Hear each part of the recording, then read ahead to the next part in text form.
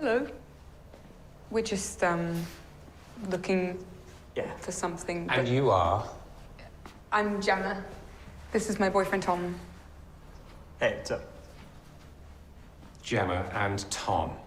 Lovely to meet you.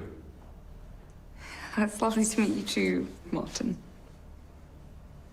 Yonder is a wonderful development. I know what you guys are thinking. Suburbia.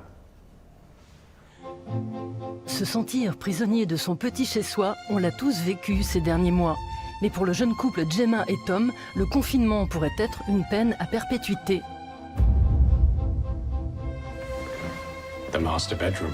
Ce cauchemar pavillonnaire, digne d'un épisode de Black Mirror, c'est Vivarium, deuxième long métrage du réalisateur irlandais Lorcan Finnegan. Number 9 again. Did we just do some kind of loop? Tom. À Paris, Tracks a rencontré l'auteur de ce guet-apens.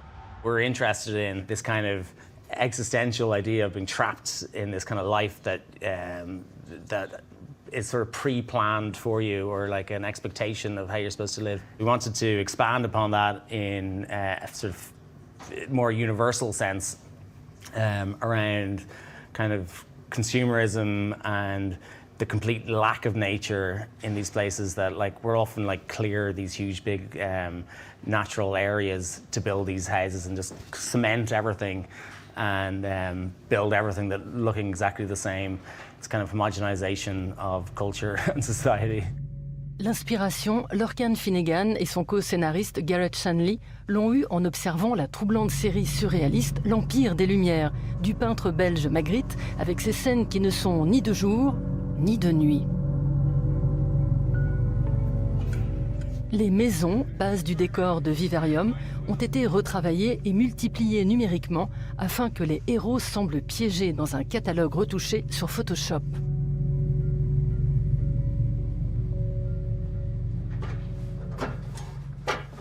Be careful.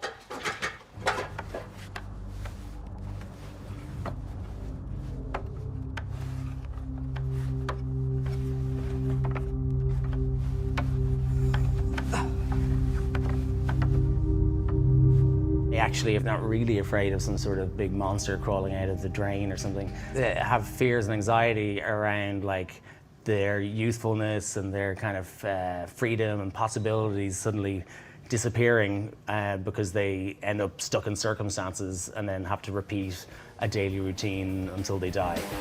Lorcan Finnegan grandit à Oath, un petit village de pêcheurs à 15 km de Dublin. Fan de séries télé comme The Twilight Zone ou Bizarre, il rejoint la capitale pour faire ses études en graphisme puis en animation.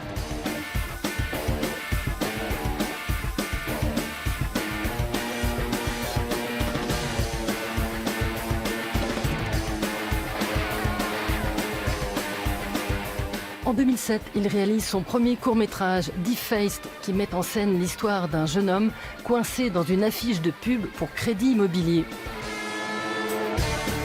That was a response to the amount of advertising and the amount of pressures that were put on people around my age to kind of get on the property ladder and start investing in property, and you know, it was just this period of time that was very kind of intense. Dans les années 90, l'Irlande connaît un boom économique. Les crédits immobiliers se multiplient comme des petits pains et les zones pavillonnaires poussent comme des champignons. En 2008, quand la bulle financière explose, les emprunteurs ruinés laissent derrière eux ces villes fantômes. Lorcan choisit un de ces endroits pour tourner Foxes, son troisième court-métrage, où une jeune femme au chômage s'entiche des renards qui envahissent la zone.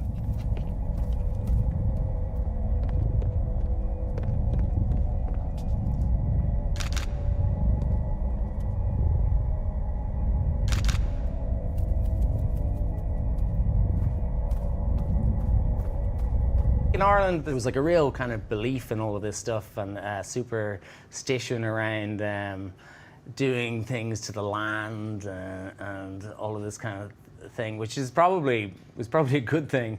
Whereas now people just, everyone's just become so greedy that they'll just push all of that aside to make as much money as they can.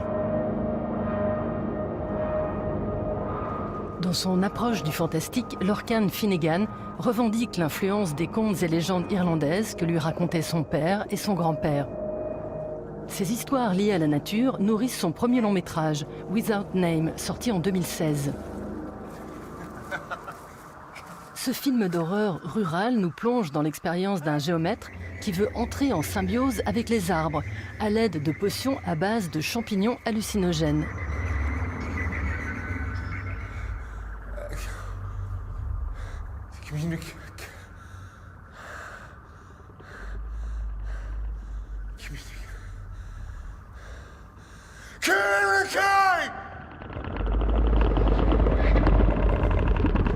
We'd taken mushrooms and stuff like that, yeah. And even actually Garrett Shanley, the writer, he had an experience in the suburbs on acid when he was young. Walking around, he couldn't find his way out. So I think that kind of came into Vivarium a little bit as well. Dans Vivarium, le salut semble passer par un enfant livré dans une boîte. Pratique. Mais c'est pas gagné.